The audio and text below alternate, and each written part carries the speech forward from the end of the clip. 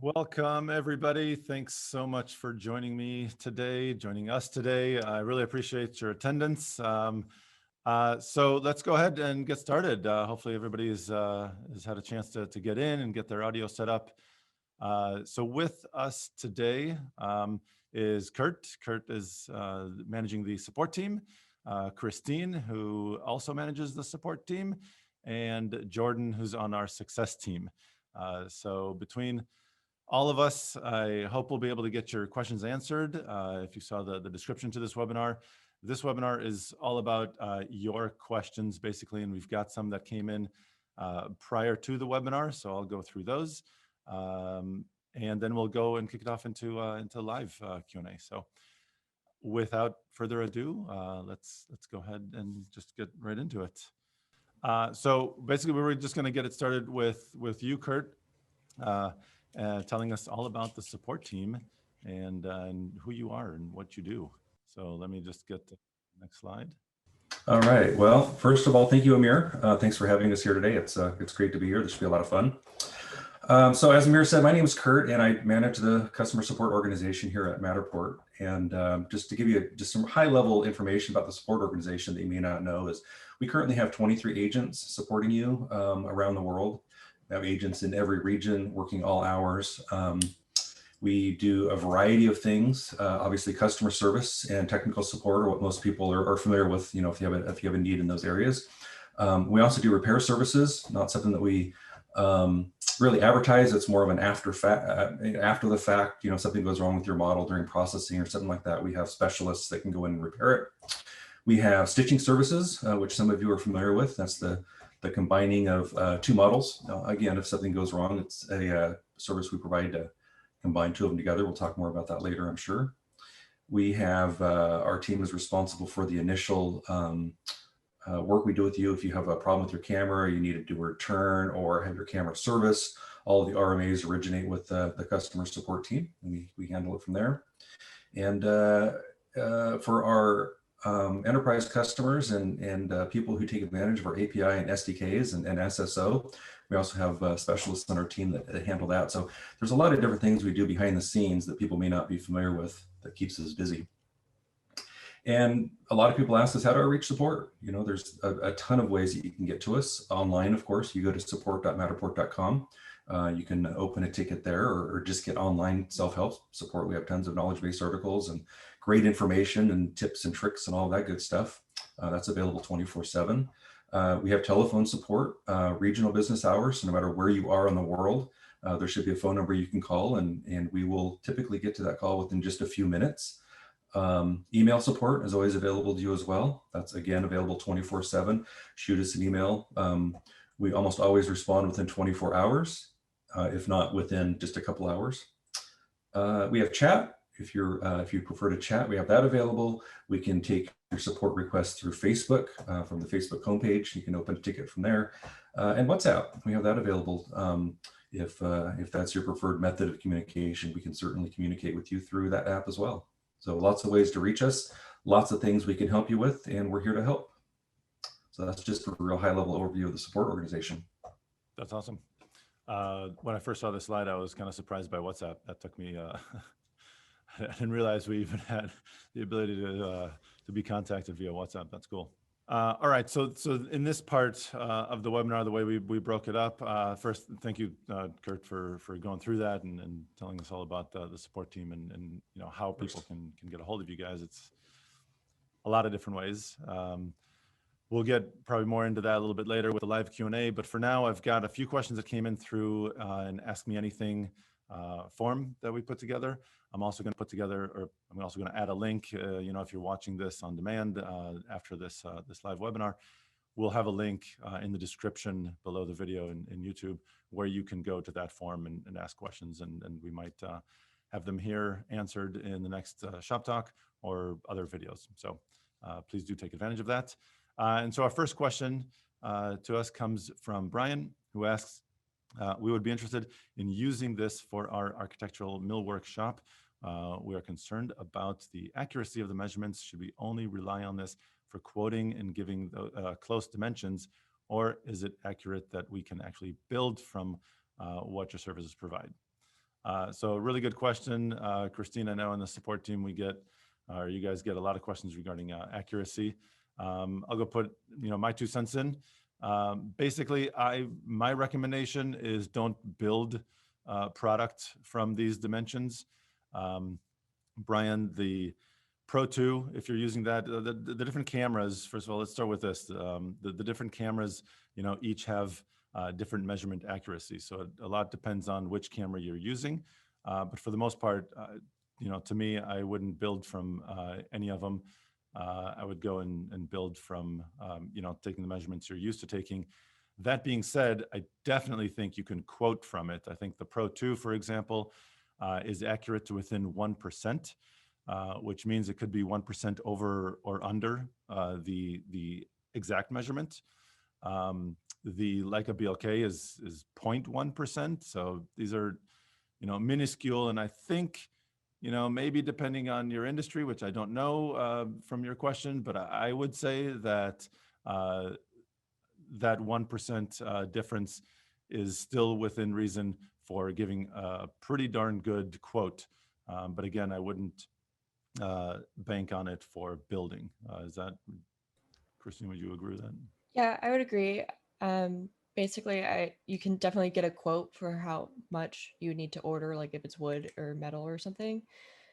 But then once you actually get that, you always want to do the old saying of measure twice, cut once, right? So once you're actually on the site with the material, then you would want to measure for the actual. Yeah, I definitely agree with that. And keep in mind that I know for me, if we put in new floors in our home, you'd actually go and measure, right? And then you add another like 10 or 15%, Yeah. just to make sure that you have You got enough always buy material. more than you really need. Exactly. So you always buy more. So I think to make that purchase and to give that quote of what something is going to cost, I think you're going to be very, very close to accurate as far as cost of material go with the measurements that you do get from things like the Pro 2. If you're talking about the other cameras, 360 cameras are going to be accurate to within 4 to 8%. That might be pushing it. That 8% may not be good enough, and so that may not be good enough. But I think the Pro 2, certainly the BLK, absolutely. Yeah, I think if you're going to be doing architectural work, you're gonna want to use the Pro 2 or the Leica camera. Absolutely, yeah, for sure. Yeah. Anytime measurement is of any concern and as close to accurate as possible, the Pro 2 and above, the 360s are good for other things. They're great cameras, just not as good for measurement. Okay. All right. So next question came in from Michael, who says, any way to manually adjust alignment of spaces? Some of our spaces are really complicated and often separate facilities connected by a hallway or corridor don't align to their true ground placement, meaning like off by about 10 to 15 degrees.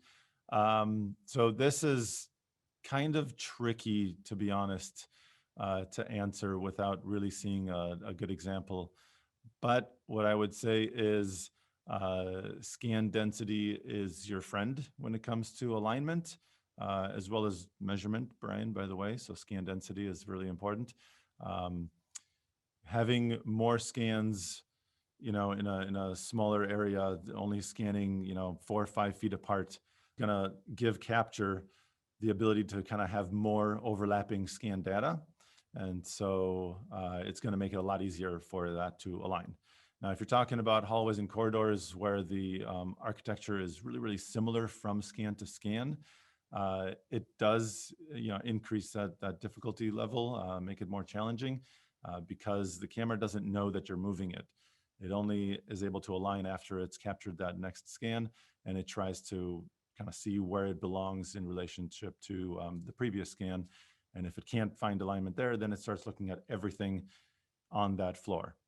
And so when you have similar architecture on one end of the building and the other end of the building, when it starts looking at everything, that can definitely throw it off big time. So you want to avoid that. And the way to do that is by increasing your scan density. So scan maybe 3 to 4 feet, 4 to 5 feet, something like that. Don't push it 8 to 10 feet because that's going to throw you off. And you can definitely see misalignments 10 to 15 degrees.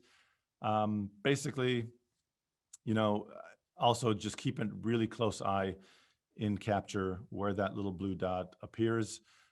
If you see that it is misaligned, if you see that all of a sudden the mini map is thrown off by 10 to 15 degrees, unfortunately at this time, there's no way to get around that. You have to delete that scan and scan again. So back up, go closer to a previously scanned position and scan again. Other things that you can try, Michael, are adding April tags to your scene, to hallways and things like that. Those are not going to be removed in the final image, so it depends on what your purpose is. If it's mostly for architectural things like that, then who cares if there's a little QR code on the wall? But if it's for promotion and you're promoting a hotel, yeah, that's kind of a big deal. So think about your client's needs when you do that. And then finally is using stuff. I've seen this definitely before in models where they'll grab something that's down the hall and they'll move it a little bit closer so the camera can see it. And as you pass by it, it uses that as kind of a geometrical alignment guide, I guess. Don't use the same item as you're moving through the scanning positions. Don't use the same item. Yeah, don't move it as you're moving down the hall. And don't move it as you're moving down the hall, for sure. Keep it in one spot. But I think it's good to keep in mind that, as I mentioned, capture will initially try to align with the last scanned position. So take that, use that to your advantage. So keep those scans close together, and if you are using just that one item, have it stationary, go past it. Once you're, I don't know, like 20 feet away from it, it's really no longer of value as far as like a tool used for alignment. Then maybe you can pick it up, put it, 20, 30 feet back in front of you, and next time you pass it again, it'll use it again. But I think to be on the safe side, if that, you don't really know. Capture doesn't tell you when it's aligning with the last scan position, when it stops aligning with that and aligns with everything else. So to be on the safe side, I think, like Christine mentioned, if you can, don't use the same item. Yeah, I would just add that, your scan path is really important. So like you're saying about line of sight to a previous scan point so they can actually see it, and just kind of think logically about things. If you are scanning a place that has people in it, it would be best if you could scan during a time that there aren't as many people, so you can actually scan kind of in order. You don't want to be jumping around a lot. Like scan a room here, go down a hallway, scan a different room down the other side, and go back. That is where misalignments, which do not give you an error message because it thinks it is aligning correctly. Jumping around like that is what makes misalignments happen more easily. So if you kind of just go in order as much as possible and keep an eye on where that dot is showing up in the capture app, and if it does appear somewhere that it's not supposed to, don't keep going, delete it, get closer to a previous scan, and then try again. And another note on it using only the previous scan point, when you create a new floor, it only has the last scan point. It can't look at anything else. So you want to go up the stairs and then switch to a new floor. You don't want to go up the stairs and then go down and somewhere else and then swap to a new floor, because it's going to be looking at that last scan that's on the other side of the previous floor. So just keep that in mind when you're creating a new floor, is that it can only see the last one. Yeah, and then if I could just chime in. So one last piece of advice I would recommend for worries of misalignment is, like Amir mentioned earlier, scan density. I feel like a lot of users are hesitant on placing the camera more often than what they should be. And that could just be, you're going to be moving within the virtual tour, in small increments.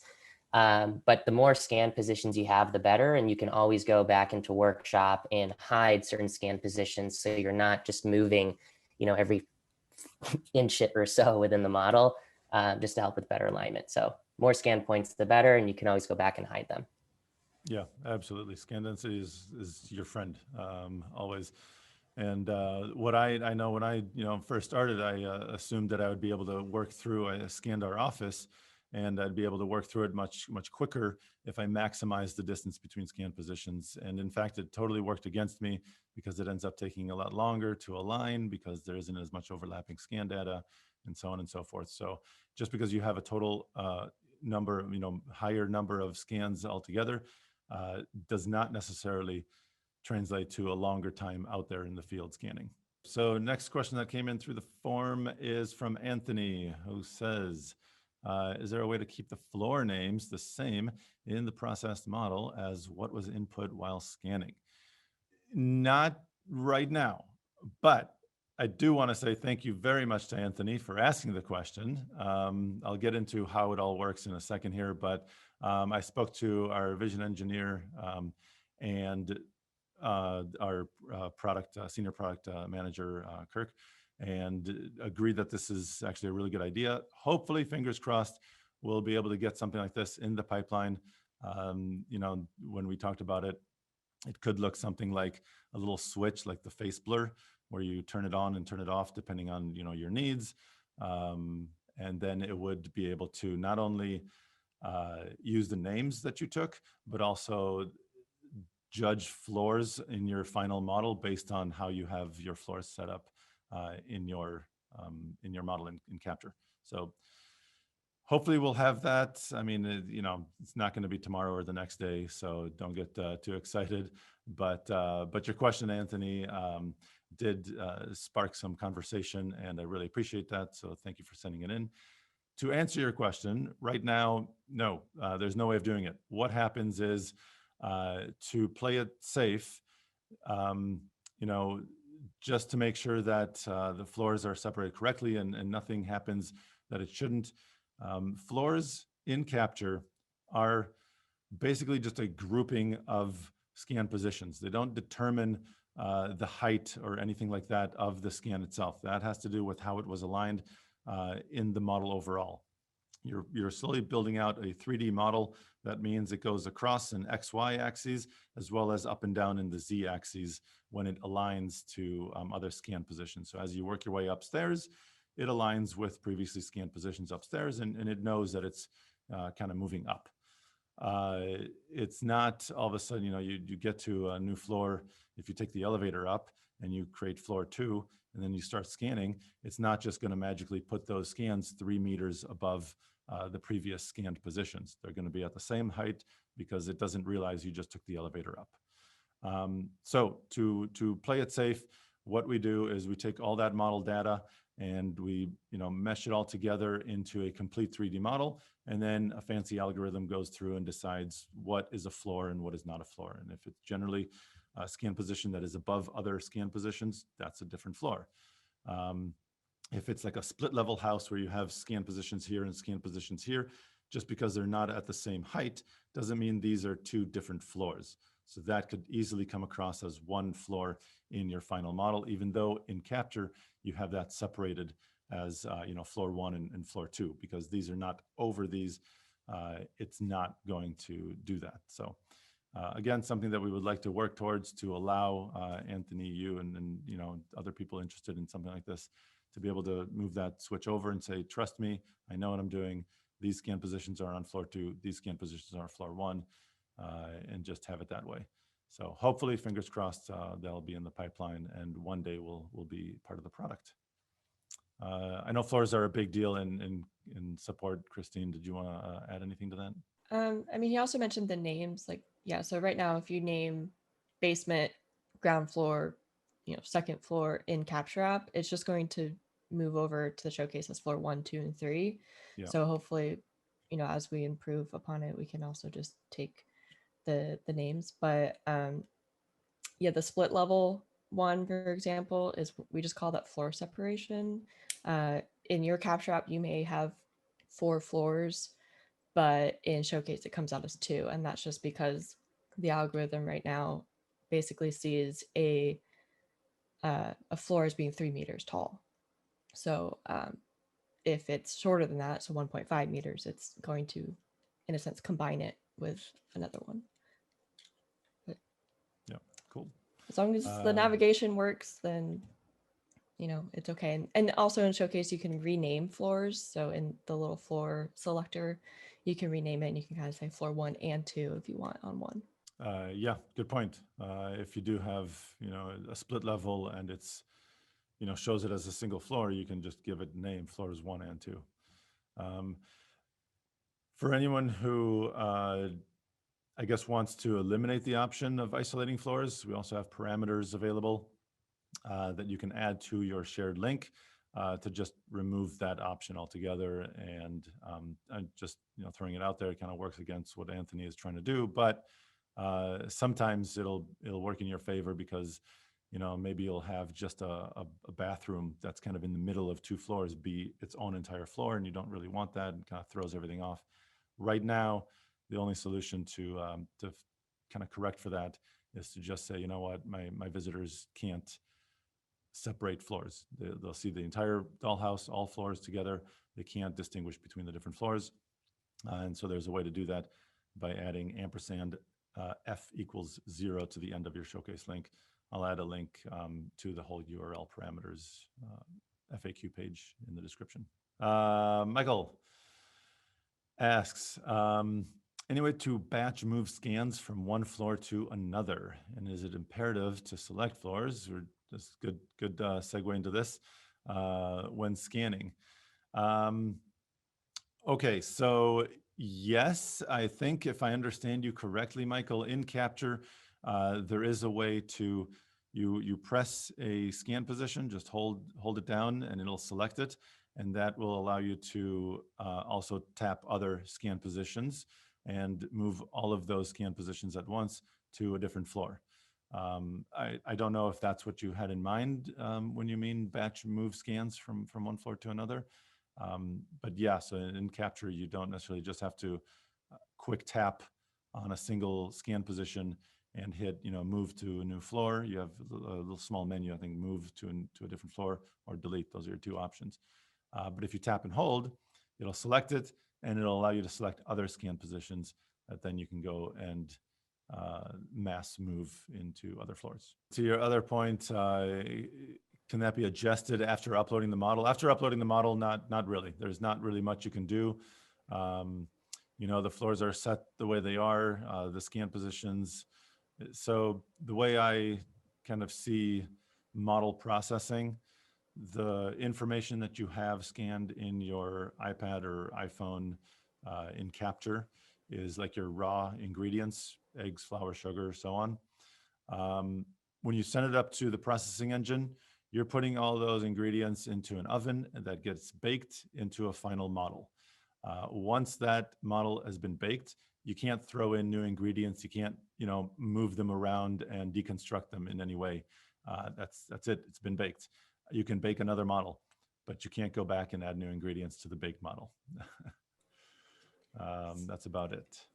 About the selecting floors when scanning, and then that kind of goes with the last sentence there.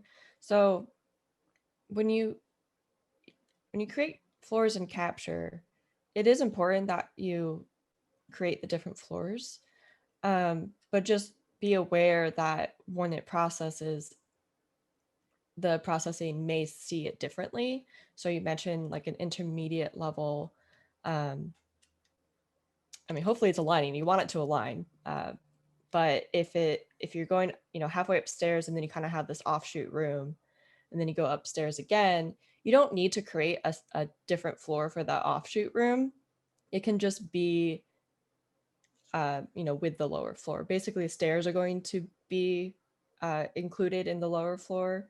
So it's the main thing for Capture is that you don't want to scan a floor and then have a second floor that, in a, say in a warehouse or a hotel or something, right? Or even just a regular house. If you don't create a second floor, then you're having these scans look like they're overlapping, and it can be harder to determine if there's a misalignment or something else wrong with it. So you want to have a clean map, so sort of say, in capture, but just be aware that when you process it, it may not process the floors exactly like how you're doing it. Yeah, it sounded like intermediate levels is almost like a sunken living room kind of structure, or like we were talking before, split level. And so, yeah, if you don't have a floor on top of a floor, I don't, it's not going to make a difference whether you create a new floor in capture or not. There are things to keep in mind, like Christine said before, when you do create a new floor and the first scan into that floor, it's going to force you to align with the last scanned position on the previous floor, or wherever that last scanned position is. So make sure that you are in line of sight when you're scanning into a new floor, in line of sight of the previous scan. But yeah, if it's like a split level kind of thing, or a sunken living room is 2 stairs down, you don't need a new floor for that. There's no need. Okay, so hopefully we got that. Okay, I think this might be the last question from Paul. How long does stitching of 2 spaces currently take from the support side? So I threw this in here, Kurt, because I know stitching is kind of a big deal. So I'll let you put in your 2 cents. I've done a number of stitching. Christine's done a lot of repair work. Go ahead. Sure. So stitching, for those of you that may not be familiar with it, is the process of taking 2 separate spaces or Matterport models and combining them together into one so that there is a single dollhouse. And this is typically for things like, you have an outbuilding, you have a main residence, and maybe a pool house or a barn or something like that. And people scan them separately and they want them connected. They'll ask us to stitch those together. It's a service we provide, but it's very popular right now, and we only have a couple specialists that work on stitching. So the answer to the question is that it varies. It depends on the complexity of the models, the size, if there's any misalignment. More often than not, we have people come to us that have, they ask for stitching because halfway through their scanning process, the capture app may crash. They may not have a robust enough iPad or enough memory or something like that. So it'll start crashing on them, and they have no option other than to start a new job and complete it. Then they come to us with the 2 halves of the one building and ask us to stitch it together. So depending on how big it is, and if there's any misalignment, it could take anywhere from a couple hours to a couple weeks, depending on the complexity. So it's really hard to say. It seems very simple for a lot of people to think about. It's like, you have 2 models, how hard is it? This is where they connect. But there's actually a lot of technical skills required in the background to make that happen. And we just have a queue, and as requests come in, they go into the queue. It's first come, first serve. And sometimes we have a bit of a backlog, and it could be a fairly simple job for your particular request, but there could be 2 weeks worth of tickets in front of you. So when you do have a request of us to do a stitch, please be patient. We will get to it eventually and make it happen, but it may not happen as quick as you would like, and that's just because of the backlog that we currently have. And to help with that, we are in the process of hiring some more stitchers to the team. So we'll be increasing the capacity that we have there, which is good. But I'd like to stress that stitching should not be something that you plan for as part of your process, your workflow.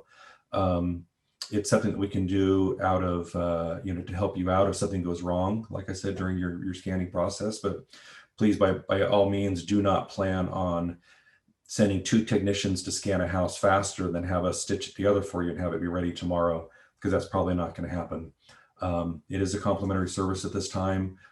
We will get to it eventually, but it could be a couple days, it could be a couple weeks. It's just hard to say. So, if at all possible, please don't have it be part of your normal workflow. And once it does, once the stitcher does start working on it, it depends again how big it is, or if it's misaligned first, they would have to fix the misalignment first. Yeah, maybe it could be the next day once they start working on it, or it could be a few days later. Sometimes it just doesn't work at all as well, which is unfortunate. But do understand that we try everything that we can to stitch models together, but sometimes it just doesn't work. So like Kurt said, it shouldn't be something that you rely on, especially at this time when it is just kind of a courtesy thing that we're doing. Always try and plan it within one model, or use matter tags and link each model to each other. We typically only allow 2 spaces to be stitched together. On rare occasion, you may have a need where you have 3 or 4 for different floors of a building that couldn't connect due to a lack of a stairway or something like that we may work on. Keep in mind that the stitchers will only stitch 2 spaces together at a time. So if you have 4 spaces that need stitching together, they can only stitch spaces 1 and 2 together, and that needs to be processed to create a third single space that they can then stitch the third model onto, reprocess. So it's kind of iterative in how they do it. It's basically one at a time. So that increases the amount of time, the more spaces that are involved. Yeah, and I was just going to quickly add, before you start scanning whatever space you're in, always plan your path first. A lot of the time that could be the stitching situation might not even have to happen. It's just if you have an appropriate pathway of how you plan on scanning the facility, you might not even need to stitch them. There are a ton of examples on our gallery that you can find of really large spaces. So really it's the path that you choose on how to scan could definitely, play a big role into that. Another thing, I believe Christine mentioned it, if it's okay, if you're doing it for a client and they don't mind having the 2 models linked, you can create 2 separate spaces and then include the link to the second space through a matter tag. So essentially you're just jumping between models. So that's another workaround in that case, if that is appropriate for you. 2 other points I'd like to throw out. I mentioned robust iPad. This is a big one. We see people are using older hardware for their capture device. A 5-year-old iPad mini with 64 megabytes of RAM probably isn't going to get you very far compared to an iPad Pro with 512 megabytes of RAM. So the bigger device you can use, the more robust device you can use for your capture app, the better off you're going to be, ensuring that you capture your entire space in one job, especially if it's a larger space that you're trying to capture. Invest a little bit more in your hardware, and that'll save you some heartache and some grief down the road. Yeah, I just want to point out, if you go to support.matterport.com and type in stitching, you'll find there should be 2 articles, one of like general information about it, and then one about FAQs. So if we miss something, here in this webinar, that information there is on the website. So stitching size is another big one, right? So typically our back-end systems can't process anything more than like roughly 1,000 scan points. So if you have a model, we hear from people that go out and they have a massive shopping mall or something like that, where they're very proud of it because it's a 1,500 scan point model and it's scanned flawlessly, right? And it looks great in their iPad. It won't process. If they try uploading, it's going to fail. And there's just too much raw data for our backend systems to actually process. So we see online forums where other people recommend, oh, just split it in half, so you have 750 and 750, process those and have Matterport stitch them back together for you. That's still not a solution, because like I mentioned earlier, once we stitch the 2 models together, we still have to process it, and we're back to a 1,500 scan point model that isn't going to process. So you really need to, keep your eye on how large of a model you're actually creating. Yeah, and I just wanted to mention what you had talked about before, Kurt, and this kind of goes back to scan density. With the lower powered and less RAM in your iPad, keeping in mind that capture first tries to align with the last scan position, and if it can't do that, then it looks at everything on that floor. When you have a really big, broad model, you're looking at possibly aligning with 100 plus scan positions. That's going to require an incredible amount of processing power. And what Apple does is, if your application just starts taking up too much resources from the iPad or iOS device, it'll just shut that application down and you'll crash. So scan density, like we said before, is your friend, making sure that you keep that path of aligned scans as long and continuous as possible. As Jordan mentioned, every time you pick up the camera, go somewhere else in the model, you don't have that line of sight between those 2 scan positions, I can guarantee you that capture is going to start looking at everything on the floor. It's going to increase the amount of processing power you're going to need, and you could potentially either misalign or just fail to align altogether because it just can't do it with so much stuff.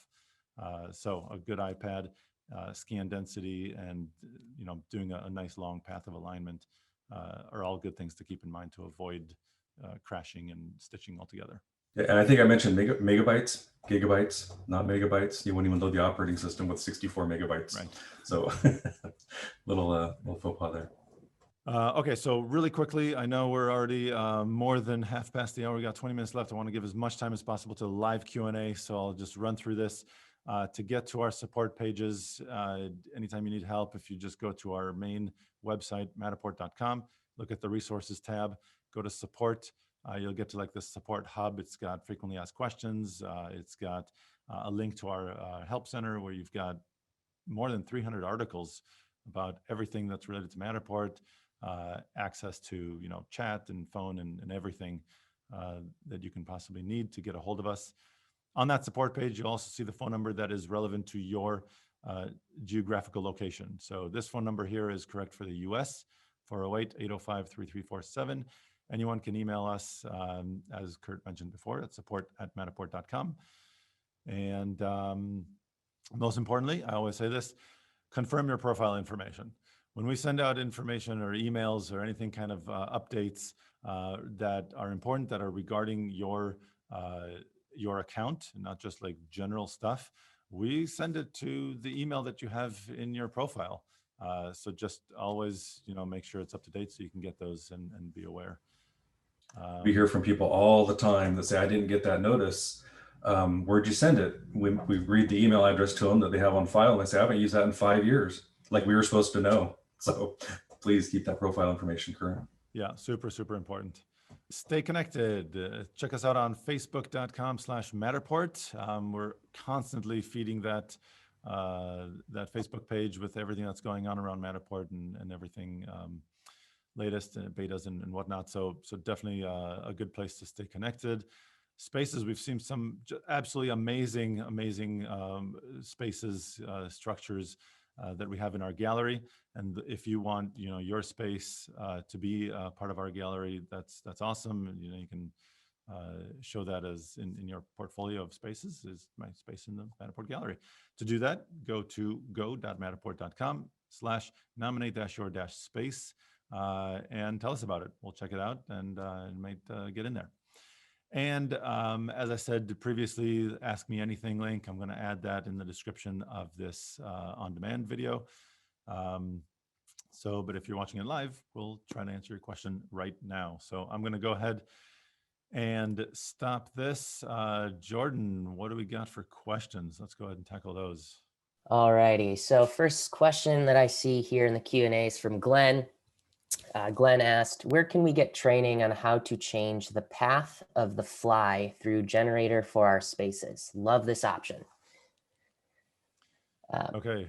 I'll give it a shot. I think what you're referring to is those little kind of created videos that we have. Like the teaser GIFs? Yeah. So yikes, unfortunately, there is no way to change those videos, but there is a way you can create your own and do whatever fly through you want. So those videos are automatically generated. There's a lot of AI and machine learning behind it. We try and figure out what I think a kitchen is and maybe what a living room is or something like that. And we'll pan around one of those. We'll go to the dollhouse, pan around that, and then zoom into the next room. And they're just, like I said, they're just automatically generated and available so that you can use. A lot of times they come out great, sometimes not so much. So basically what I would recommend in this case to get around that is to create a really, really short highlight reel that's very similar to that. One highlight of inside the room from the location, another highlight from the dollhouse, another one of the other room that you want. And you can just kind of go back and forth like that from dollhouse to room to dollhouse to room and so on. But try to keep it short. You don't want it too long. And then do a screen record. That's really the best way to do that. And so, again, we talked a little bit about parameters before. I like to maximize the screen So you've got that little icon in the bottom right to fill the screen with your showcase. You do have that title in the top left corner. To get rid of that, there's a parameter that you can use to your showcase link. Just add ampersand title equals 0, gets rid of that. You can collapse it also, but you still see that little thing. So I'd like to just get rid of it entirely. Once you have your whole showcase, full screen and everything, get your favorite screen recording application. I'm on a Mac, I use QuickTime. If you're on Windows, you can use Ice Cream. And I'm sure there are plenty of other options. And that's it. Hit record, hit play on your highlight reel, let it go through, and you're done. You just cut the beginning before the highlight reel starts. You cut the end after it ends and before you hit stop, and you've got your little reel. Any other suggestions that I may have missed? Just an idea if you wanted to think of ways on how to use those. Because I've been with Matterport for a few years now, you may have gotten an email from me at some point. So I like to include those little teaser videos or GIFs as a little ending to my email, just to make it more animated and fun. And people are, I guess, more willing to engage with that. So just to give you some creativity in how to use that. That's a really good idea.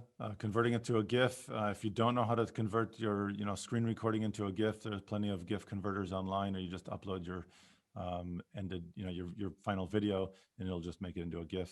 That works in an email. Video, not as much. So somebody would have to like open the video and watch it. A GIF can just be there playing, so it could be a nice addition. Yeah, Right? email doesn't allow iframes. That's just a general thing. So yeah, a GIF or a photo would work better. Yeah. Yeah, good idea. Yeah, those are great little animations that we provide. Perfect. Well, I guess we'll just move on to next questions here. So the question is from Kurt. This is a two-parter. Can you add features to the Theta Z1 allowing custom settings for the camera instead of the basic non-modifiable settings? Also, can you improve the high contrast blowout the Z1 images? Not right now. So right now, as far as exposure, I mean, we do use HDR. We take, I think, 3 or 5, I don't remember, I think maybe 3 with the 360 cameras, images at different exposure levels and combine them into a single, better exposed image. But depending on the scene, that could still be, very difficult, and you may have some blown out stuff. At this time, there is no way to change that. We're working on improving that, and so it'll be done in the camera a little bit better than what we can do it in Capture. But again, that's future versions of Capture will allow for that.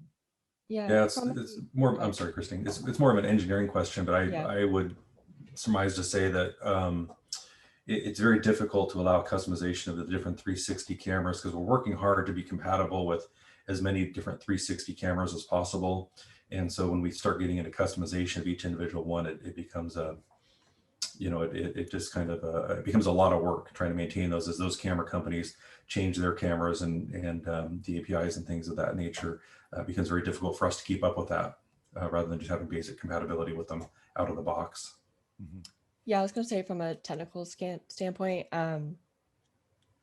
each 360 camera, even if it's from the same company, so like the Insta 360 1X versus the 1R, even though it's from the same company, each camera has different sensors. So we're having to be compatible with all those different sensors, and they go through the same processing as the Pro 2 would. We may later somehow have different processing engines for the cameras, but for now it is under the same one. So we're just doing, the best we can to process the images with the same algorithms and everything. The other thing to keep in mind is, Amir kind of mentioned it, is just what is the scene? Is it a really natural light area, and then you go into a room that's more the yellow incandescent light bulbs, so you're going to have differences there. And also when you're processing, you have one scan and then you move, and the lighting could be different 5 feet away, right? So it's a lot that goes into trying to make all the images look well. Yeah, I know the processing engine also not only has the exposure levels, for each scan position, but it also looks at adjacent scan positions and tries to make those so that your transition from one scan position to another scan position isn't so dramatic. And so it's looking at a ton of information at once and manipulating a lot of data.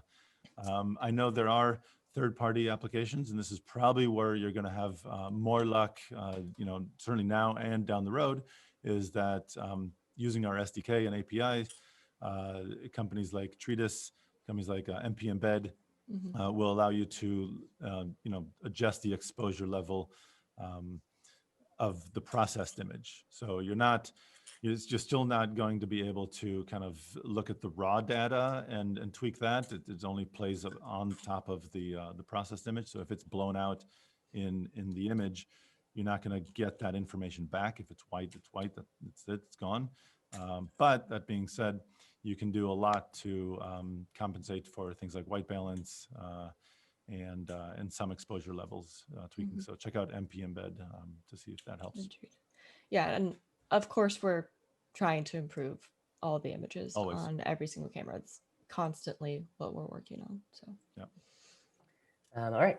All right. Marianne had sounds like a technical issue with webinars, but I tried doing previous shop talks. After filling out the info, I clicked submit and nothing happened. The blank form came back up without downloading anything. Marianne, I'll try to connect with you and see if we can get you the previous shop talk recordings, if that's what you were looking for. Yeah, and we also we have them. I know you can get them. You should be able to get them. I'm not sure what the issue is. You should definitely be able to get them through the site, but they're also all available on our YouTube channel. So check that out, and you should be able to find them there too. Awesome. So next question is from James. Hi, this is my first time here. What would be the workflow to scan a location and deliver a DWG and other 3D file types to different departments in my company? Okay, good question. Good question. So DWGs are not native to Matterport. We don't generate DWG files, but you can get a matter pack, assuming you've scanned your structure, whatever it is you're scanning, using a Pro 2 camera, Pro 1 camera, like a BLK, any of those higher end cameras that are more dimensionally accurate. You can order something called a matter pack, and that's going to have your OBJ file. I know some applications can convert the OBJ into DWG, but unfortunately that kind of manual process after you've downloaded the OBJ is going to have to be done. You also get a point cloud XYZ file, so you can import that. But again, you'll have to find a way of converting that file into a DWG. So yeah, that's pretty much it. Next question from George. If we take supporting measurements and send them in, can the true plan be adjusted to actual? I think what he's asking is if they create a model and they go and physically do the measurements themselves, can they send those to us and have us add them to the true plan that they ordered? So if they order a true plan, can those measurements be changed based on their physical readings that they take? That's a good question. So I know true plan right now, I'm almost 100% sure. I'll have to ask Elizabeth. We've had true plan conversations before. You definitely want to go and look up previous Shop Talk webinars where we've had Elizabeth talk about true plan because she's the expert. But I'm pretty sure those are only available to anyone scanning with Pro 2 and higher. So again, dimensionally accurate to within 1% or less is important for ordering a true plan. I don't believe there's a way of taking measurements and then passing them on to the team creating that true plan for you. It's more of an automated process. So, and that's kind of why it's definitely why we require a higher end camera to have that dimensional accuracy. B, I mean, it kind of defeats the purpose of scanning altogether. If you're already taking measurements, and putting those on paper and sketching them out, you know, that's what we're trying to avoid, to be honest, with by scanning with a Matterport camera. So you don't have to do that. But you know, just to be on the safe side, I'd look back at those other shop talks and see if that information is there. But I it's would interesting. say the short answer is no. Yeah. You can't send in supporting measurements because the team is just going to take the measurements from the model itself. Definitely. So Dominicus has a couple questions here.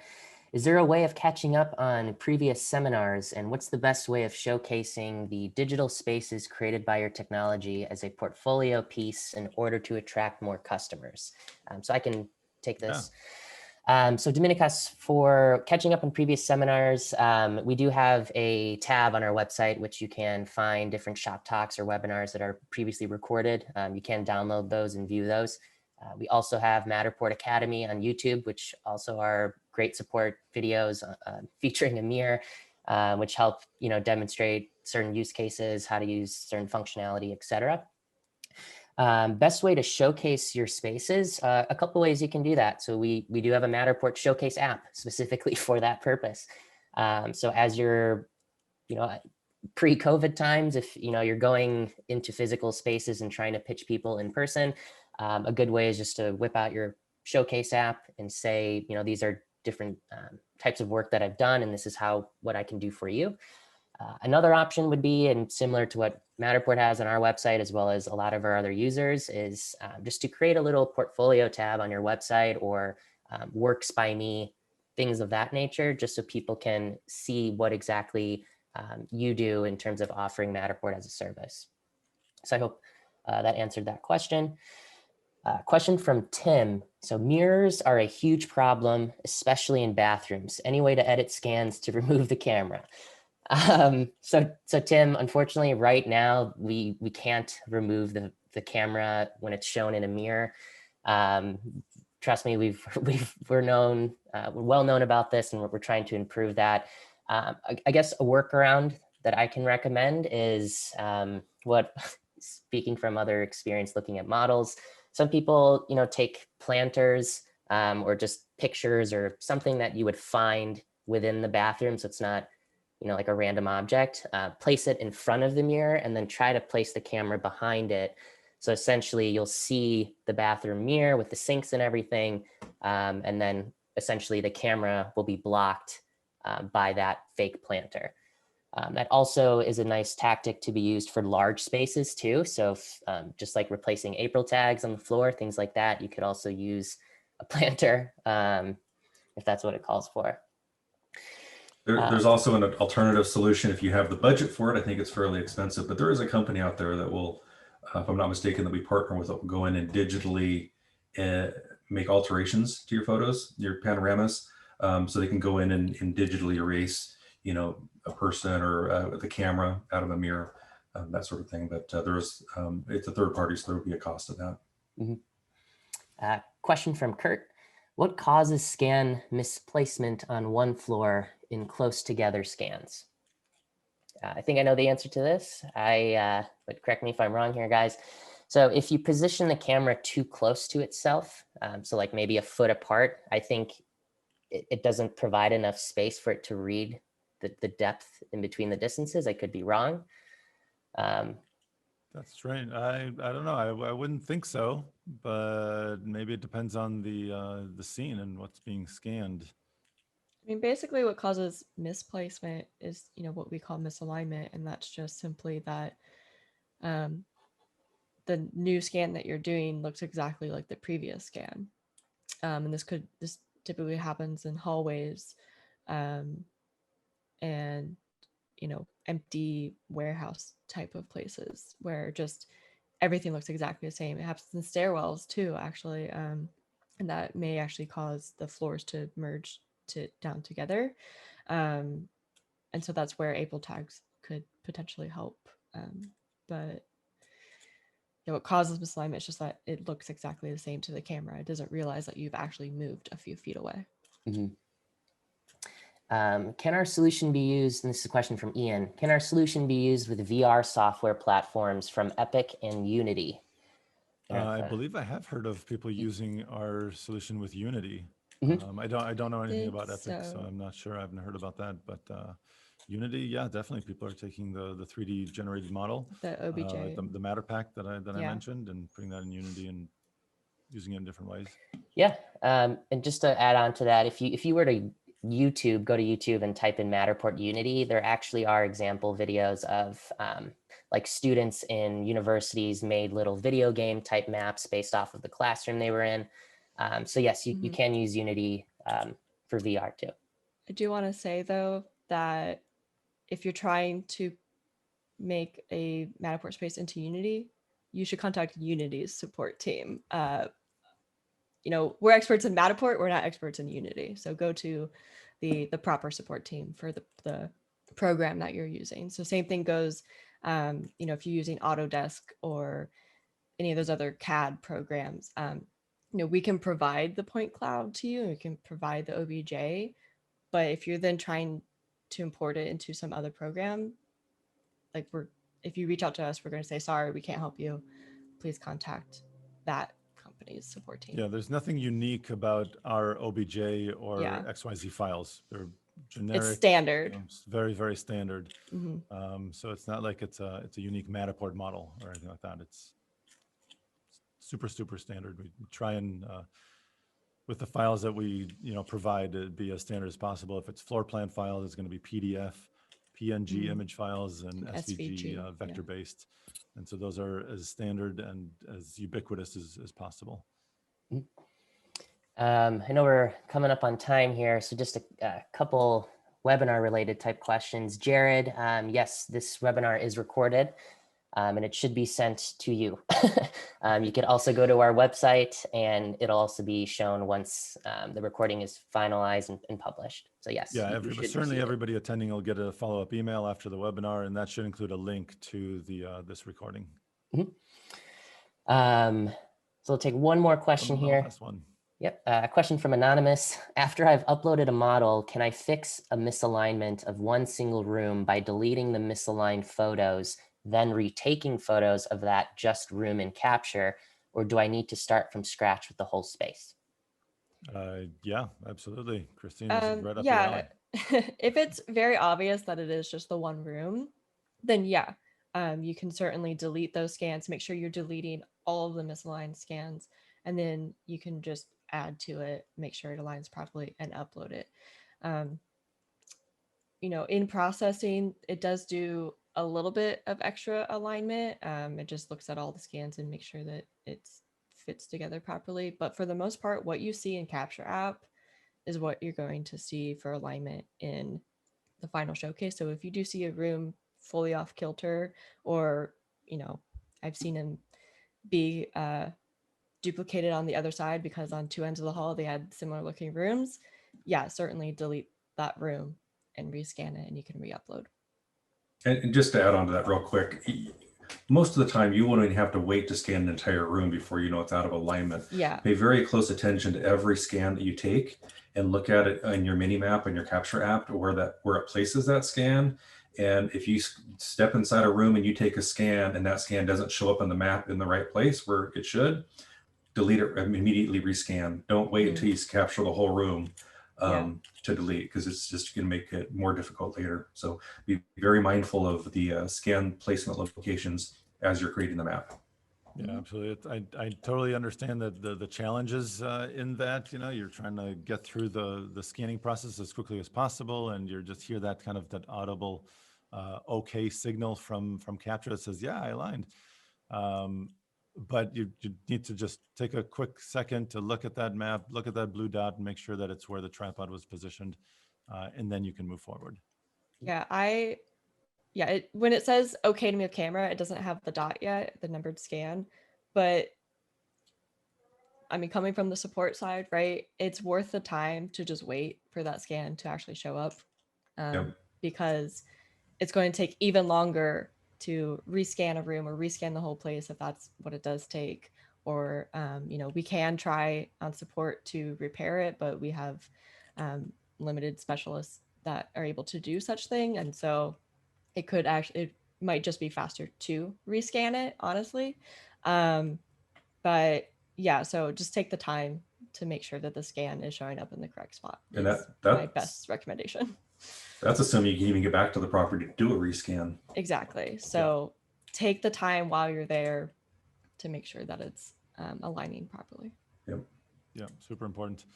All right. Unfortunately, we are out of time. We have a ton more questions. I wish we could get to all of them. We won't make it this round, but we should definitely do this again. This was fun. I think It's a lot of fun. Thanks for having us. Yeah, thank you. Yeah, thank you. So thanks all. And thank you very much to everybody who attended and participated and asked us these great questions. I do apologize again for all the questions that we were not able to get to. I promise next time we'll do our best to answer more of the live questions. Okay, so with that, have a great rest of your day, and thanks again. Take care, everybody. Thanks, everyone. Bye. Bye-bye. Thanks.